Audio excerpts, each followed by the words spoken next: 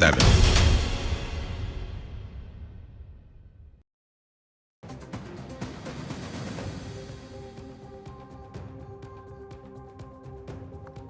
A very good evening. You're watching India Global. I'm Gaurie Dwivedi. This is a show that gets you the latest from around the world through the lens of India. But first up, as always, the headlines. Pakistan and Turkey walk hand in hand against India. Shehbaz Sharif, Pakistan Prime Minister, thanks Turkey's Erdogan for resolute support against New Delhi. Maldivian Foreign Minister Abdullah Khalil is in India. Maldives Foreign Minister's third official visit to India this year. The focus remains on economic and maritime security cooperation between New Delhi and Mali.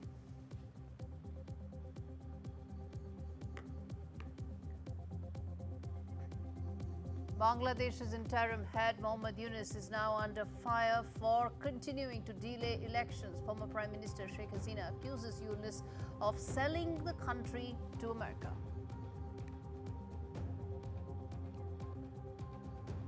In the standoff between Donald Trump and Harvard University, it is the foreign students who are bearing the brunt. US President Donald Trump's reasonable request to Harvard says, disclose names and countries of origin of all international students. We decode with one student how it has impacted his life.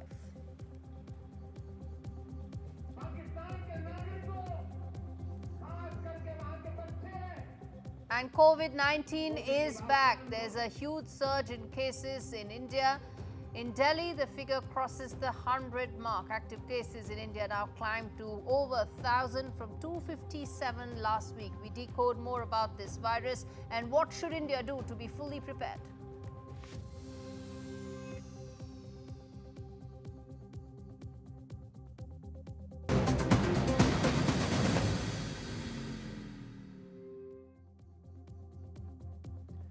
Viewers, in a move that's drawing diplomatic fire, Turkey's President Erdogan has embraced Pakistan Prime Minister Shehbaz Sharif just weeks after India's punishing strikes in Operation Sindoor. The message, well, it's a clear message that a dangerous solidarity against India's national interest, hand in hand, like Bonnie and Clyde. Just look at the image on your TV screens right now. Well, this is exactly what we are talking about. From Bayraktar drones to Miljem warships, Turkey's weaponry is fueling a regime that harbors terrorists across its borders. That's the image, the video on your screens that I was referring to. This is not defiance. This is not defense cooperation. It's strategic provocation. This isn't Turkey's first anti-India signal. From 2019's post-Balakot rants to recent calls for international probes into Indian counter-terror operations. Ankara is echoing Islamabad's propaganda. From ground handling contracts to Turkish chocolates, India's unofficial boycott has begun. National sentiment is speaking louder than diplomacy, and Turkey may soon start feeling the cost of standing with a terror sponsor. Why do we say this? Well, only Turkey, Azerbaijan and China, that is just these three countries, Turkey, Azerbaijan and China, have actually sided with Pakistan compared to over 200 countries who came to support of India after Prime Minister Modi's clarion call, solidarity against terror has its price. And for Turkey and Pakistan, well, the bill is coming due. And before I get in the guests joining me this evening, I want to quickly put forth the big questions that we always ask as far as this dangerous, deadly nexus is concerned. The Istanbul-Islamabad nexus. Turkey backing Pakistan, or is it actually betting against India? That's the first question that we are putting out. Second, which is that when does defense cooperation actually cross into provocation? That's the second big question. Let's put that out. The third key question, why is Ankara echoing Islamabad's narrative? What is it that Turkey stands to gain? We're going to decode that. Is Erdogan's support strategic, or is there more to it? Is he just being reckless? If it's strategic, what are the end goals of Istanbul in this nexus? And will this alliance cost Turkey more than what it actually stands to gain? That's some of the questions that we're going to try and get answers to. Ashok Sajanar joins me on the broadcast. We'll try and connect with Siddharth Ramedi also in just a bit. Ambassador Sajanar, let me start by asking you the questions that we are posing. At the end of the day, what is Turkey's end goal here? Yeah, thank you very much, Gaurie, for having me on the show. You know what Turkey wants really, as far as the emerging changes in the geopolitics is concerned, to be the leader of the Muslim Ummah. And you see, it has opposition from the traditional leader of the Muslim Ummah, that is Saudi Arabia, because, it has the biggest cards up its sleeve. It has both the holy sites, Mecca and Medina. So that gives it a huge head start. And of course, in terms of prosperity, in terms of the well being, it is much better placed. So what it finds is that Pakistan is a good candidate to have on its side. It has a 200 million plus population of Muslims. It also has a nuclear weapon. So it thinks that, by keeping Pakistan on its own side, it will be able to get a head start in this. But I think it is very sadly mistaken if its calculations are based on such considerations, because Pakistan is a failing state. We see what are the problems in the country economically, politically, security wise. And, whatever Asim Munir might have sought to do by the Pahalgam attack and then the conflict with India, I think none of it has helped it, because we have seen that all this violence and instability within the country is increasing. So I don't think it is going to help Erdogan at all. Gaurie. And ever since Erdogan came to power about 22 years back, the relationship between Turkey and Pakistan has actually it has increased manifold. The ties have deepened, whether it's on the political side, alignment of strategic interests, or it is the military engagement as well. And in fact, on our screens, we are putting out some of the military closeness between the two sides, in terms of Pakistan actually being the second largest purchaser of Turkish weaponry. I want to understand from you that at this stage, Turkey is the only West Asian country, the large country, to be standing by Pakistan at a time when global interest, global support is firmly backing New Delhi. What's in it for it to be as isolated as Pakistan? Yeah, it is. You're right. It has pitched its, laid all its bets as far as Pakistan is concerned. With it, I think it also finds, as I mentioned earlier, that it is Islam which draws it towards Pakistan. Also, it finds that it has China for company in supporting Pakistan.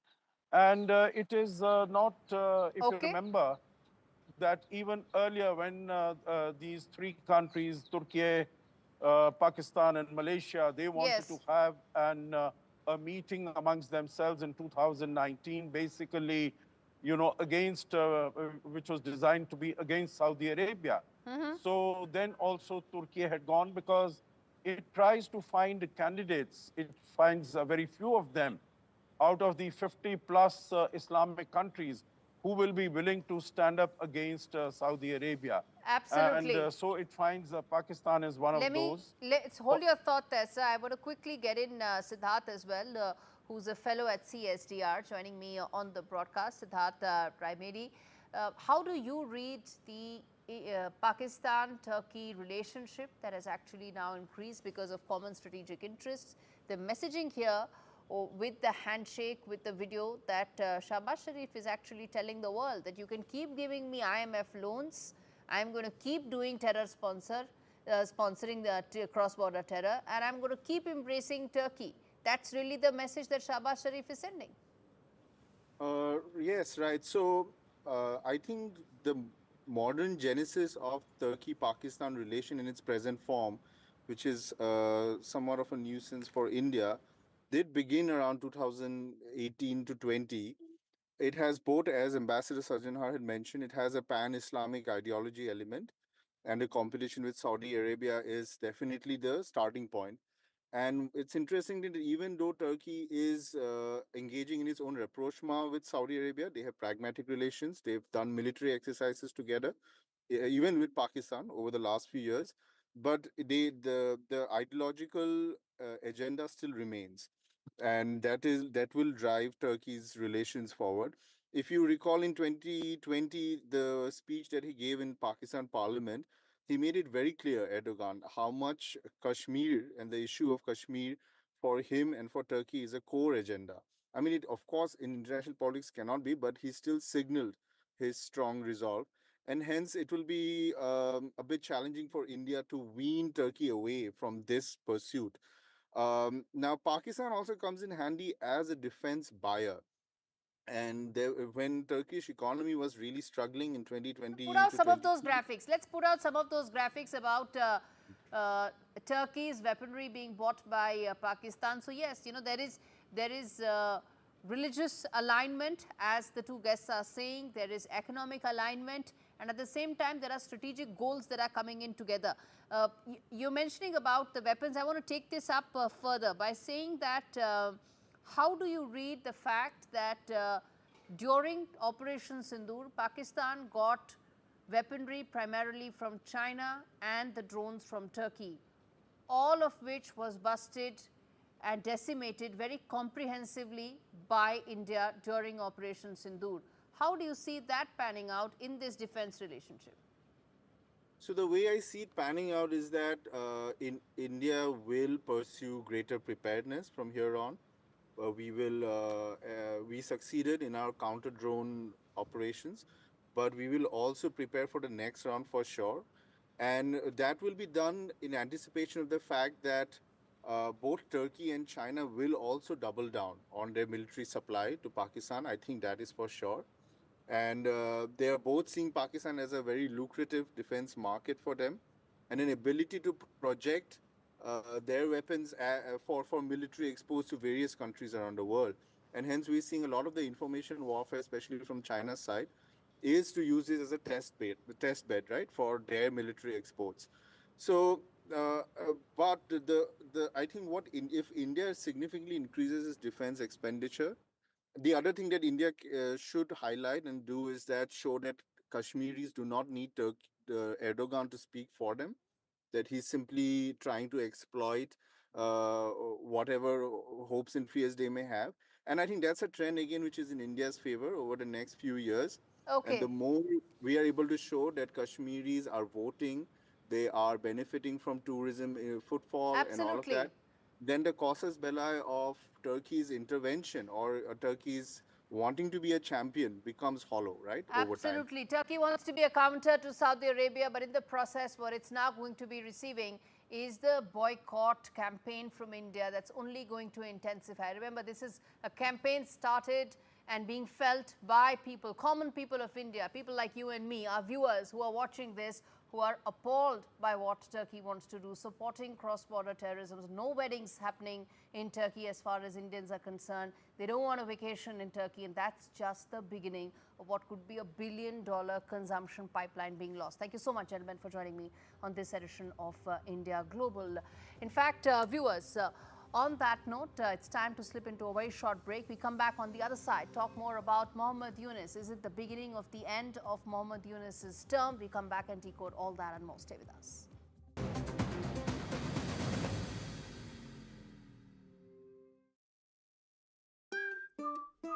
I bought cars on finance, so I've made my claim.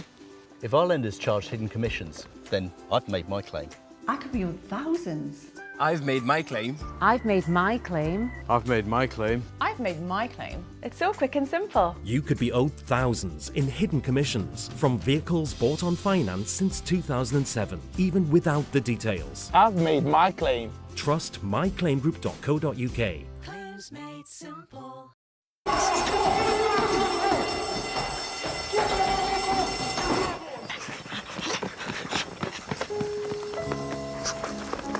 What's wrong with the car? It's okay, lads. I'm with the AA. Ah, Bombay mix. Because the AA has more expert patrols across the country, you'll be back on the road in no time. No wonder more people choose the AA. Join today. At Vodafone, get the new Google Pixel 9a and save up to £924 when you trade in an eligible phone. Plus, experience the exclusive Circle to Search feature, available only on Android, helping you to search fast and find what you need without switching apps. Go online or in-store today. Ends 12th of June. Vodafone. Get that lucky cow feeling with luckycowbingo.com/bingo, the site that's bursting with beautiful bingo games. That's luckycowbingo.com/bingo. Those weeks that he came in, with the 3 weeks that I could be his little girl again, nothing I can do will repay Marie Curie for doing that for me. The amazing gift that they gave me was I was there at his last breath. He was there for my first. I will give everything back that I can to the hospice that gave me so much. Give better end-of-life care to all. Get your free will guide today. It's pandemonium, it's pandalicious, it's fantastic. It's the world of Panda Bingo. I like to make a cup of tea, get settled on the sofa and play Panda Bingo. It's like a little bit of me time. Well, me and the pandas. Whether I'm out and about on my mobile or just at home on the laptop, I can play my favourite Panda Bingo games anytime, anywhere. I just love it. Brilliant bingo rooms, great games, out of this world offers. Join today at pandabingo.com/bingo. I think that there's something that's always there that I just need to uncover. Like, I know I'm gonna get there, but I have to be patient with myself. That's probably the scary part for me. And it's okay, like, if you completely pivot and change.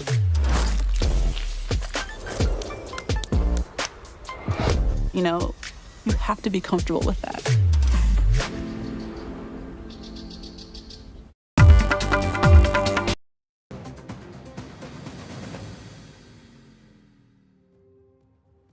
From Nobel Peace Prize to political power play. In fact, Mohammad Yunus is now under fire for delaying democracy in Bangladesh. Once hailed as a reformer, he's now branded as a ruler without really a mandate. And in fact, Yunus claims reform, but critics see nothing but regime consolidation. From economic summits to policy rollouts, he is doing everything but holding elections. Well, his mandate, it was temporary. His ambition, unfortunately, now looking endless. Former Prime Minister Sheikh Hasina has dropped a bombshell, accused Yunus of selling the nation to the US. Her words: he seized power with radicals, banned the party of Bangladesh's freedom. He seized control with extremists, selling the nation to the United States. These are exact words that Sheikh Hasina, in fact, said regarding Mohammad Yunus. Now, what does this mean? It means that even the army now is drawing a line, not just Sheikh Hasina and her party, but even the army, demanding elections by December to take place and warning against foreign-backed projects like the Rohingya corridor, which has been dismissed as a bloody corridor by the army chief. Bangladesh's interim leader may speak of unity, but as pressure mounts from the people, parties and the military, one question looms large, that is Yunus rewriting the rules of democracy, or is he raising them? Which is why it's important to put forth those big questions that we are going to ask as far as what is really happening in Bangladesh. At one end, we've been hearing the last couple of days a lot of chatter around a public face-off between the army chief and Mohammad Yunus. There's also been a lot of chatter about whether Mohammad Yunus is now on borrowed time. There's also been fair number of protests that have taken place, whether by the army, whether it is by the civilians, instigated by the army chief. All those add to the instability that's unfolding in Bangladesh. This is why the questions that are coming in. First up, is reform a mask for a power grab that's taking place in Bangladesh? That's the first thing. Secondly, as far as the other big questions, will Bangladesh be ruled by suppression backed by radicals? The other key question. Well, is Bangladesh's sovereignty now being sold in silence? This is something that Sheikh Hasina has said time and again. And lastly, what happens when the army, the opposition and people say enough? As I said, there are several legs to this story. Enough and more is happening in Bangladesh. I'm going to try and have a reasoned discussion rather, with Faisal Mahmood, who joins me along with Shreya Upadhyay. Shreya, let me start with you. NDTV has not covered any of the chatter that Bangladesh has witnessed in the last 48 hours, because that's right now it's just chatter. It is unconfirmed news. But I want to understand from you, as someone who tracks Bangladesh, this region very closely, how do you see the face-off that's unfolding and the power tussle that's been going on between the army chief and Mohammad Yunus? So this is something which, when Yunus has to ultimately start for the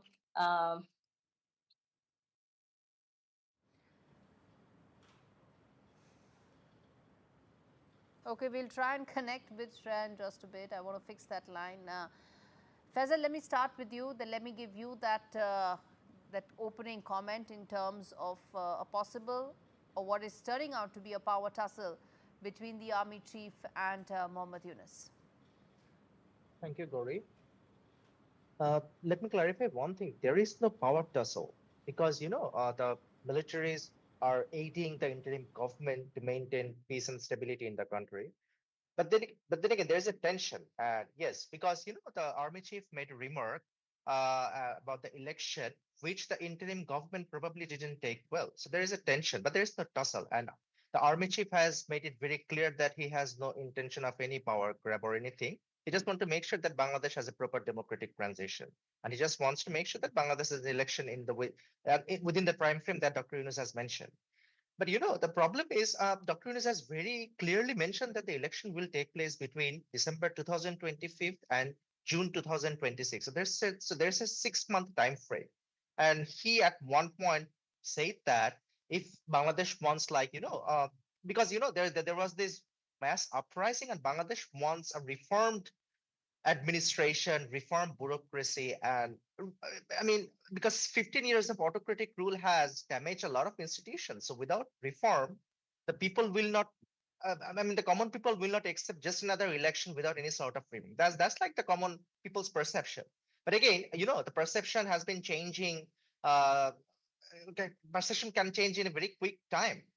So right now, what Dr. Yunus has said, it's probably not being well received by the main political parties. I mean, the main political parties right now is BNP, because they are they're very agitated. They want a big state.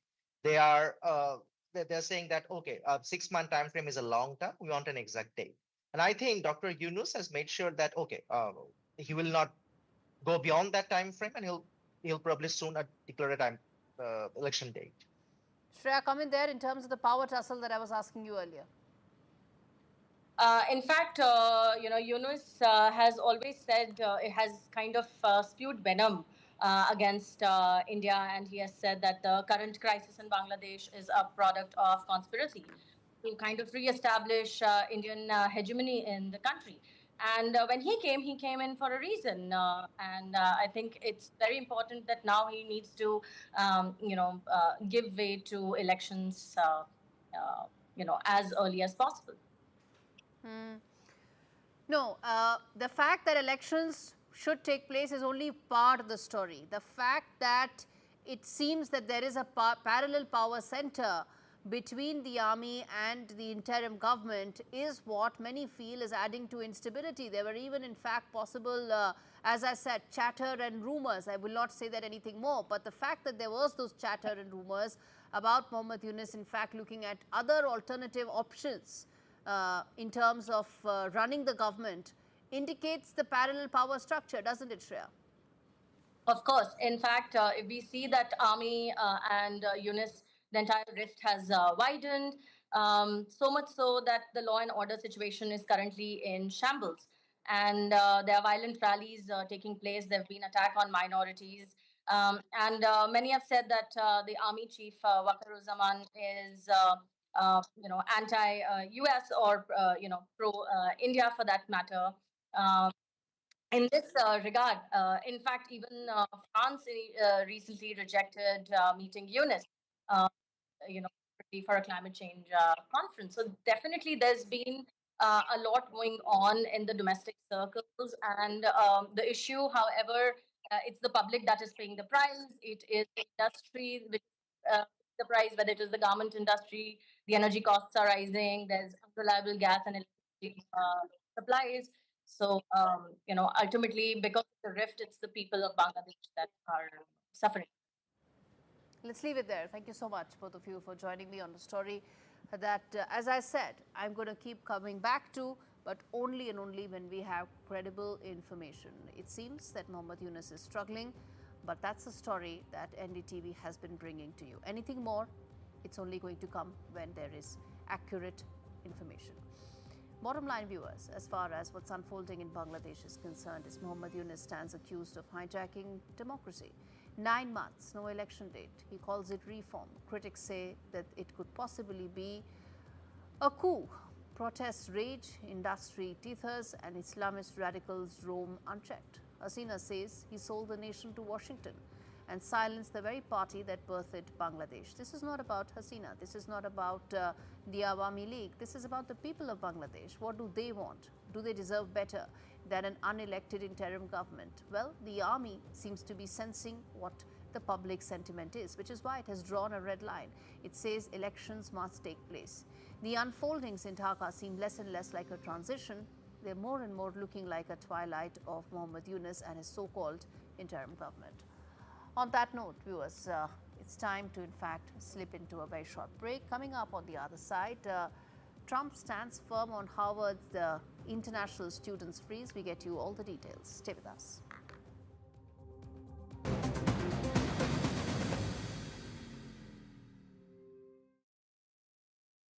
With Post Office Over 50's life cover, enjoy peace of mind knowing your family will receive a guaranteed payout when you're gone.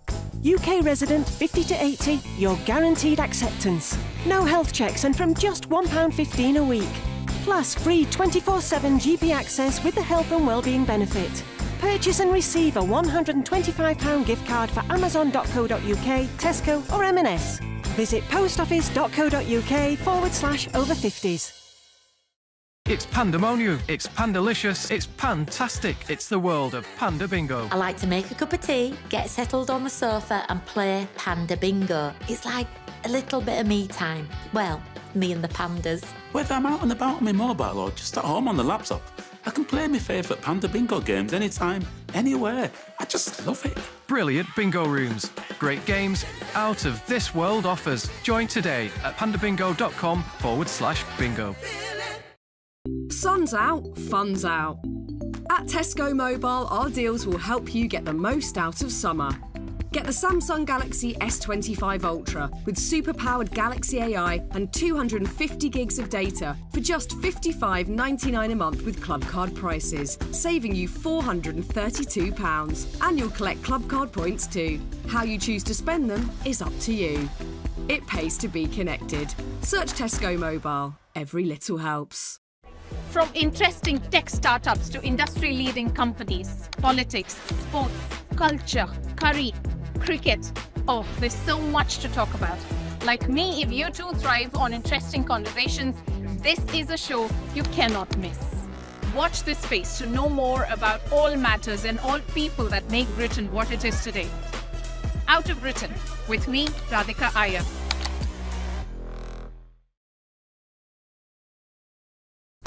When facts are fragmented, we put the pieces together.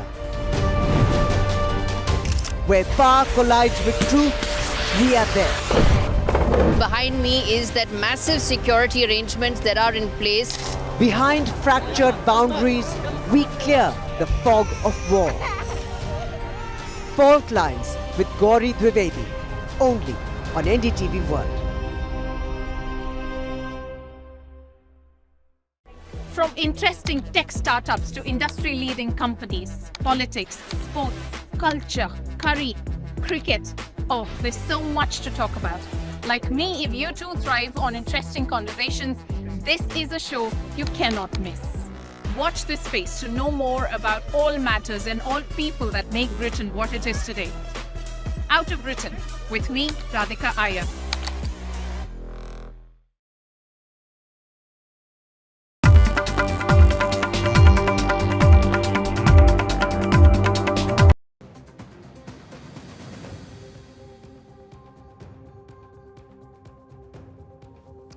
you're watching India Global. We now turn attention to the Trump versus Harvard saga that still continues to play out. But India Global is going to tell you about what is the impact like on students amidst the ongoing clash that's unfolding. Remember, it is the students who are bearing the brunt of it. They've been given strict timeline to figure out what they're going to do as far as their degrees are concerned, the loans that they have taken, the visas that are there. There is just an uncertainty galore for them. And to understand what it's like, Ashmit Singh, a sophomore at Harvard, is now joining me live to understand what really is taking place on the campus in the midst of all the political back and forth. It's students whose lives are at stake. Ashmit, thank you so much for speaking to me. I want to first of all understand from you what's happening right now on ground in terms of students that you're speaking to. What are they saying in terms of the uncertainty, the anxiety that they're all struck with? So every student, every international student at Harvard is kind of worried about the situation, as the big issue is that there is very high insurance. We still don't know how it's going to go. There's currently a temporary stay on the executive decision that's been made by a local high court in Massachusetts. And until that goes away, we are not sure whether it's going to be still withheld on Thursday when there's another court case deciding the decision of the department if it's right or not. And up until then, we're not sure what's going to happen. We've been told that there will be two primary options if we decide to, if they decide to still go ahead with the decision. One would be to transfer to another university, and the other one would be to return to your own home countries. Are students being able to transfer? Is this time of 15 days, a fortnight, enough for them to find another course in another university? Because there would be timelines there as well, right? Yes, so a lot of the universities, especially the other Ivy League universities, already are done with their transfer deadlines. Most of them were due in March. So a lot of students won't have any opportunities within the United States for the next 15, 20 days if this is how they proceed with it. So I believe a lot of students will be either forced to take a gap year and then reapply next year for transferring, or maybe transfer to universities in another country or back in their home countries. So what happens in the event that they don't get a transfer? Because can they then stay on American shores? Will they have to come back? What happens to their visa status? Because those are questions that every student would be grappling with. Yes, so as of now, from what I've understood, if their F1 visas get cancelled, which is what will happen if the Harvard is not allowed to issue the F1 visas that it is currently, the students will be, after some time, not allowed to remain in the United States. And they will have to go back to their home countries. And if they're not able to secure any transferred colleges within that time, or gainful educational attainment at any other college, any other certified college of the United States, they will have to return back to their countries. And that's why a lot of people are worried about it, because they're not sure if they're going to be able to secure any transfers. And even if they are able to secure transfers, how will it work out, the entire process? Absolutely. Ashmit, you must be speaking to a lot of your friends on the campus, Indian students. There are about 800 odd Indian students who are there as well. You've been able to speak to any one of them? What are they saying? What's the best possible recourse they have right now in the midst of limited options? Yes, obviously I've been talking to a lot of the international students, a lot of the Indian international students. And just from the undergraduate point of view, a lot of students are right now just keeping their head down, waiting for the government and the university to kind of work it out between themselves. As they're going to be taken to court on Thursday, there's going to be a hearing on the topic. The students there's not much the students can do, but they are trying to go out there, spread the word about like what's happening, how it's going to affect the students. So some people can either help in or just be more aware about what's happening here. But otherwise for the students, there's not much people can do as students there, other than wait and just let the university and the administration figure it out between themselves. In the event that there is no change, in the event that there is no legal reprieve, everybody is waiting for legal reprieve. In the event that doesn't happen, Harvard has reached out to students. It's trying to, of course, calm all of them. But that's just a sort of a counseling exercise, isn't it? Because students have limited options right now. What is the best possible recourse for them? Are they talking to some immigration lawyers? Are they talking to some other set of lawyers and counselors? to find some sort of a path that they can at least salvage their degrees, salvage their visa, all that? So Harvard has provided, there is some services that Harvard provides to its law schools just to allow the students to be able to talk to immigration lawyers if they want to. If there's any emergency case, people are also connected with the international office at Harvard. So right now we do get some semi-regular updates about what's happening, but there hasn't been any like formal course of what we'll do in case the law isn't able to be upheld. And because of that, some students are considering other options. Some students are reaching out and talking to their immigration lawyers. But as of now, because of the whole uncertainty, no student is guaranteed about what they're going to do or how they're going to even proceed with it. Because like we said, we're not sure what Harvard's going to do. We're not sure how the legal course is going to be. So some students are trying to just wait it out for now until there's more. And finally, I want to ask you this question, Ashmit. What started this? Which is the set of demands that came in from the Trump administration side? What's the mood like on campus in terms of those specific demands, which is details regarding international students, something that Harvard says it will not provide? What's the mood like on the campus with regard to those demands that the administration has made? Are they saying they should give in? Are they saying they should continue to fight even if it means students' careers get jeopardized? What is it that students are saying? Yes, so there are specific demands regarding like a lot of information that is available on the international students with Harvard that the Harvard obviously administration didn't want to share with the United States government because they thought it could be it could lead to some information that they do not want being out there with the government. So no, but what do students feel? Should students feel that information should be shared so that they are done and dusted with this controversy, move on with their lives and their degrees?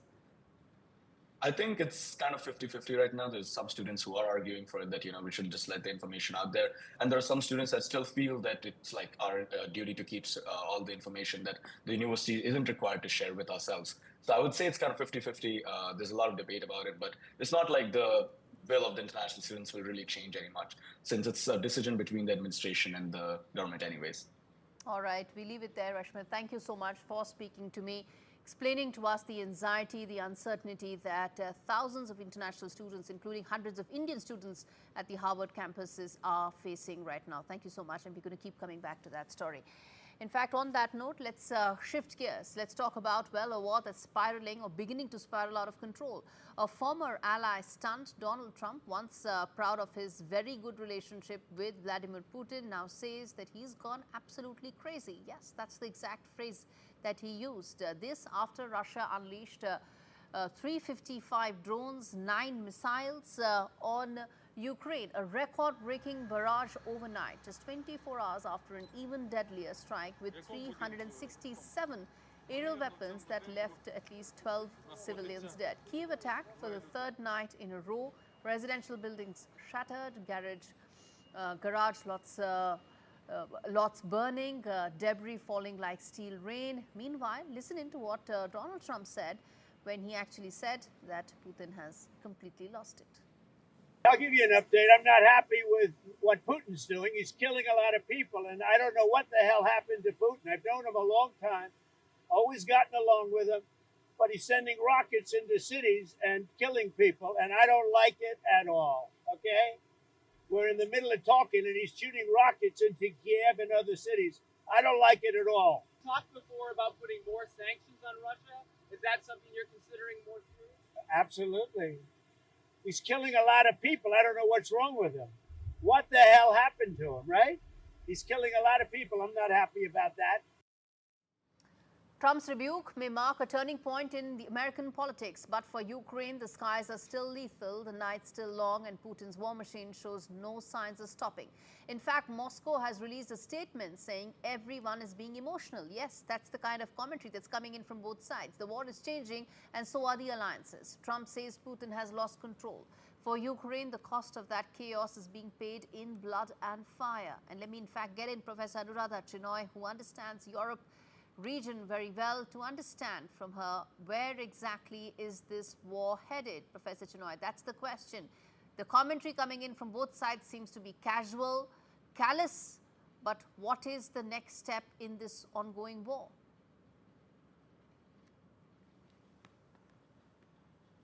Unmute yourself, ma'am. Number one, I think this is very unfortunate, the way this war is escalating. It really needs to go into some kind of peace talks. And both sides, on the one side, Ukraine backed especially by the European partners and also by the US, who've had this proxy war. And on the other side, Russia. The demands from both sides have not shifted since the war started in February 22. Russia keeps insisting that Ukraine cannot join NATO. The 4 provinces plus Crimea, that is the Donetsk, Luhansk, Zaporizhia, Kherson, and Crimea, will be an integral part of Russia now that Russia has taken them over. And the security architecture in Europe should be one which has a kind of a permanent peace, whereas Ukraine wants to join NATO. It wants to take Russia to give back all the territory they've taken. They believe Russia is a permanent. No, but the demands on both sides look very, very entrenched. I understand.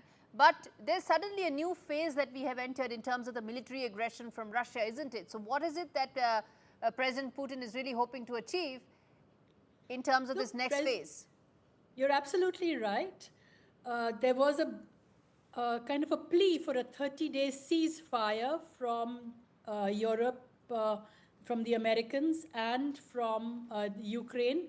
But Russia's argument was that if there's a ceasefire without peace talks and negotiations, it'll only enable Ukraine to regroup and start the war again. So they didn't want the ceasefire. And in fact, they've done the opposite. They have upped the ante. They have escalated, putting pressure for this negotiation. But I don't think that's a way actually to get peace. It's actually a way of only getting more war, even though Russia has gained a lot territorially and Ukraine is not in a good way. Professor Chinoy, finally I want to ask you this.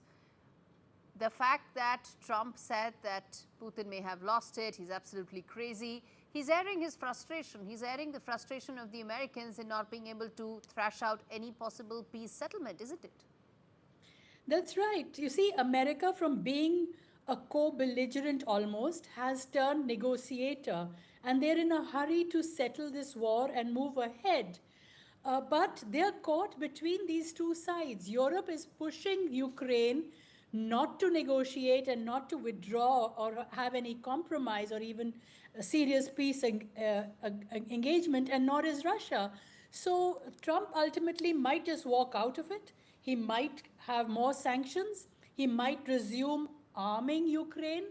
So it's a bad situation. I think all options for the US are actually open.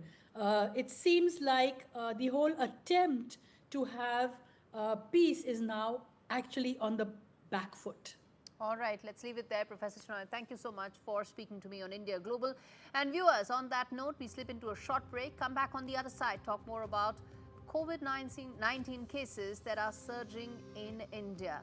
Delhi itself crosses the 100 case mark. What next? We come back and decode. Stay with us.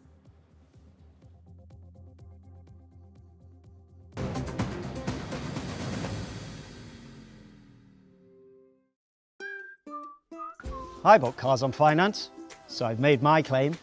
If our lenders charge hidden commissions, then I've made my claim. I could be owed thousands. I've made my claim. I've made my claim. I've made my claim. I've made my claim. It's so quick and simple. You could be owed thousands in hidden commissions from vehicles bought on finance since 2007, even without the details. I've made my claim. Trust myclaimgroup.co.uk. Claims made simple.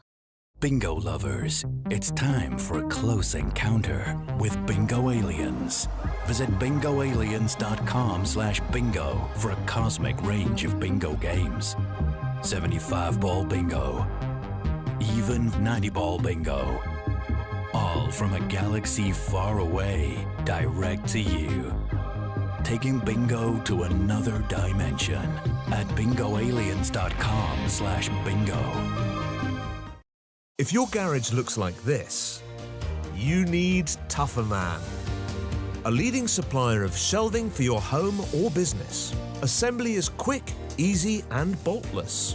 Buy one bay from just $59.99, or you can get 3 bays from only $119.99, saving you nearly £60. Plus, you get a 5-year Storelex steel guarantee.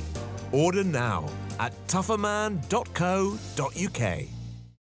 We know that living with diabetes can make daily life a challenge, and we're here to help.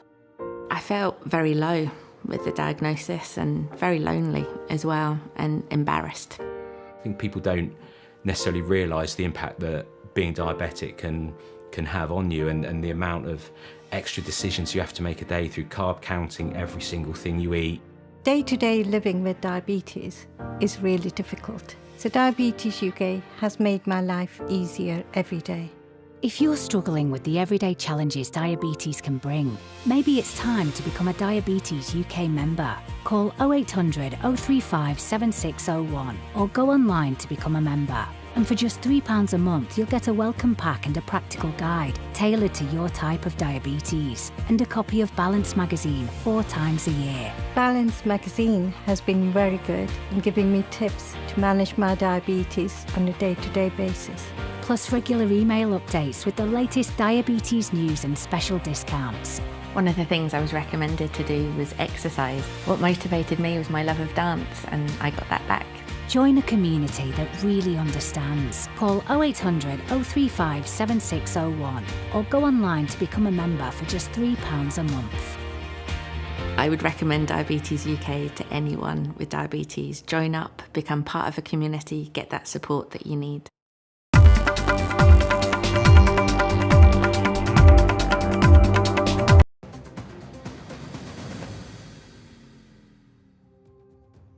Just months after Liberals were left adrift under a leader who refused to step aside, Prime Minister Mark Carney has done the unthinkable.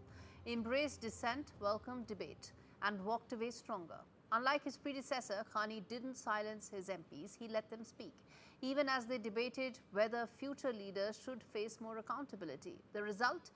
Confidence, not chaos. While Trudeau clung to power as ministers jumped ship, Carney earned loyalty by listening and leading with restraint. The Reform Act, voted down not by pressure but by choice, tacked over turmoil, a united caucus and a bold new spring session. Mark Carney is not just Trudeau's successor, he is his contrast. It seems like Canada's Liberals have not just voted, they have evolved, and that's exactly why Mark Carney is completely different as far as his ratings and also his position in the party is concerned. Which brings me to in fact talk about the bottom line, which is that Mark Carney carries more political capital today than Justin Trudeau ever did.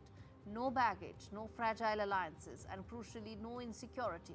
Canada's new foreign minister, handpicked by Carney, is already in talks with External Affairs Minister Dr. Jaishankar. A diplomatic thaw is in the works. If this holds, Carney could rewrite the India-Canada playbook. Trade, tech, security, all very much back on the table, which had been completely thrown out due to Trudeau's antics. Well, staying with Canada, the last time Canada's monarch opened a session of Parliament was in 1977 when Queen Elizabeth II visited the country as part of her Silver Jubilee tour. But later this evening, King Charles III will become only the second monarch in Canada's history to participate in the historic ritual. From a walnut throne adorned with a spray of gold maple leaves, Charles, who is Canada's head of state, will deliver the speech from the throne with one message in mind: Canada is a separate sovereign country from the US. How is this likely to play out in terms of impact, messaging, and the future dynamics between US and Canada? My colleague Maha Siddiqui decodes that. 48 years after the last monarch opened the Parliament session in Canada, King Charles III would be present in Ottawa to do the same and to deliver the speech from the throne. This is a hugely symbolic gesture coming in the backdrop of the persistent annexation threats from US President Donald Trump. Prime Minister Mark Carney had earlier pointed out in a statement that the King's visit would reflect that Canada has a steadfast defender of its sovereignty. The King would not be visiting Canada as a foreign dignitary, but rather as the head of the state. And it is expected that during his speech, a strong message would be sent out across the border from Canada to the United States. And that is why royal watchers are calling this a pivotal moment. In normal practice, the speech from the throne is made by the Governor-General as a representative of the monarch. The speech is written by the government and outlines its priorities. This time, the king would be delivering the speech himself. This is a whirlwind tour that King Charles III will be making to Canada along with Queen Camilla, and apart from opening the parliament, the two would also be visiting a farmer's market and be engaging with the community. But all eyes are closely watching the message that King Charles would send out from the Canadian Parliament to the United States, and specifically to President Donald Trump. Well, shifting focus now to the other story, which frankly impacts all of us. India has crossed the 1,000 mark in active COVID-19 cases, with Kerala leading the tally at 430. Delhi reporting 100 cases, including 99 new cases this past week, viewers. While the rise has drawn attention, health officials are urging calm. And Delhi's Chief Minister Rekha Gupta says there is no cause for alarm. Hospitals, she said, are fully equipped and advisories are in place to manage any increase in cases. Meanwhile, in fact, information that's coming in is that India's virus tracking network has identified new subvariants, NB181 in Tamil Nadu, LF7 in Gujarat. Both are under monitoring, but not variants of concern. In fact, JN1 remains the dominant one in India. Hospitals in the national capital have been advised to stay alert, ensuring equipment is functional. So since then, since COVID pandemic 5 years back, India is a lot wiser. Staff is trained, equipment is functional, protocols are in place, masks are now being made mandatory. So to that effect, India has ensured that all its guardrails are up. What can we do next? Let's quickly now get in Dr. Sanjeev Bagai to understand what is it that we should now be focused on. Dr. Bagai, what should be our alarm bells and warning signs that we should be watching out for? Good evening. So I think it's a matter of taking precaution, but there is no immediate cause of panic or anxiety or any fear. We have seen in the last month or so a sudden rise, and especially in the last week or so. What we are seeing in Indian diaspora mainly is the Omicron subvariants, which is called as JN.1, and then they have had convergent and recombinant mutations to have LP 8.1, LF 7.2, and so on. These are all original breakaways of JN.1, which is of the original strain of what we call as BA 2.86. These are not as lethal, although they may be slightly more transmissible. The third point here is that the immune escape mechanism is very heavy here.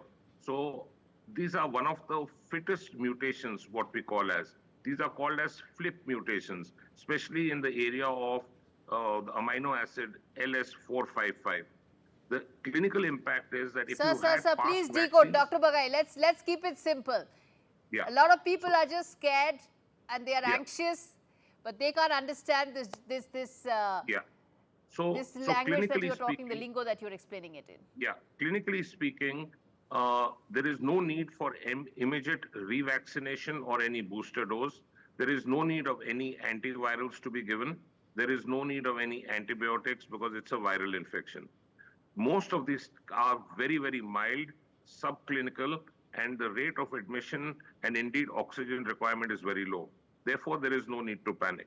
Since it is transmissible, it's an airborne infection. Wearing a mask, especially in crowded areas, close clusters, or poorly ventilated areas, is of paramount importance. If you have fever, isolate yourself at home. Don't expose yourself to others. If you are in a crowded area, wear a mask. It will prevent infection for yourself or for you to transmit it further. All right, we leave it there. Dr. Bagai, thank you so much for explaining to us. Essentially, it boils down to, viewers, exactly what you and I have learnt in the last 5 years, which is isolate yourself if you have symptoms, do not get alarmed, and more importantly, keep watching for any alarm signs. Well, on that note, viewers, completely timed out on this edition of India Global. I'm going to come back tomorrow with fresh stories, fresh views, fresh perspectives on all that matters to Indians living here and around the world. Thank you so much for watching this.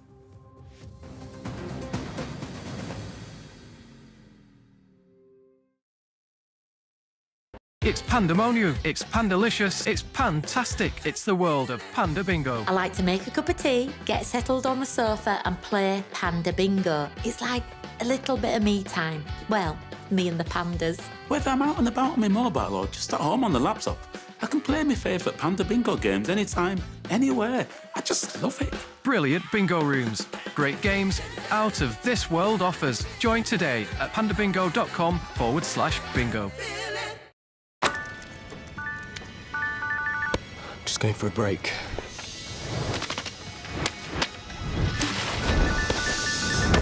I want to break free. Oh, hey, just a minute. I'm just going for a break. God knows I want to break free. But life still goes on. Have a break. Have a Kit Kat. This summer, take on the 1 Million Step Challenge for Diabetes UK. Just over 10,000 steps a day, 3 months, one life-changing challenge. Step for a happier, healthier you. Step for your loved ones. Step for everyone affected by diabetes. From the 1st of July, pound the pavement. And every pound you raise will help fund life-changing research and support. Because when you move, we move for everyone living with diabetes. So sign up for the 1 Million Step Challenge. Just search Step for Diabetes and take that life-changing first step today. At Green Flag, we don't just save motorists at the roadside, we'll also save you money by halving your AA or RAC renewal when you get our most similar UK vehicle cover. If it isn't half your original renewal price, let us know and we'll pay you the difference. Green Flag's got you. Search Green Flag. This is an urgent appeal from UNICEF UK.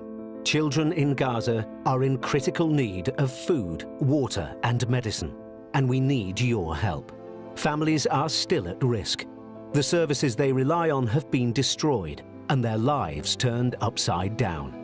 UNICEF is working non-stop, providing life-saving medical supplies, clean water and fuel to keep services running. But we can't do it without you. To find out how you can help, search UNICEF Gaza or text Gaza to 84915. £39 could provide a family with an emergency water and hygiene kit. Whatever you can afford, your vital gift will help UNICEF keep working with children and families in Gaza to get through this crisis. Search UNICEF Gaza online or text Gaza to 84915 and help bring hope for children caught in this devastating crisis.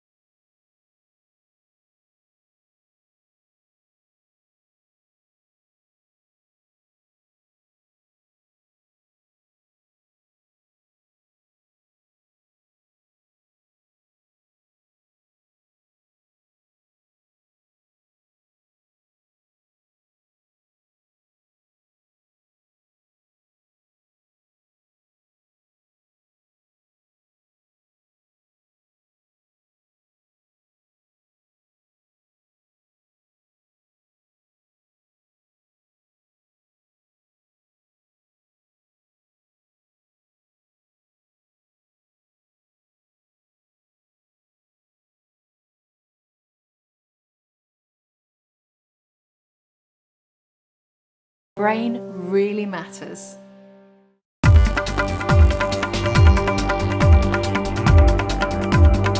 Days But the Congress says it's only using legal recourse to defend itself from false and defamatory claims released as part of a concerted campaign of advertisements.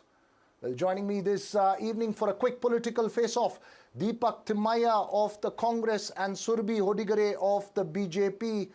Deepak Timaya, I believe we'll just have to wait a bit for Deepak Timaya there. If you can hear me, Deepak, can you defend a defamation case against the principal opposition party for political allegations of corruption and non-performance? It is what opposition parties, including the Congress, have always alleged of governments.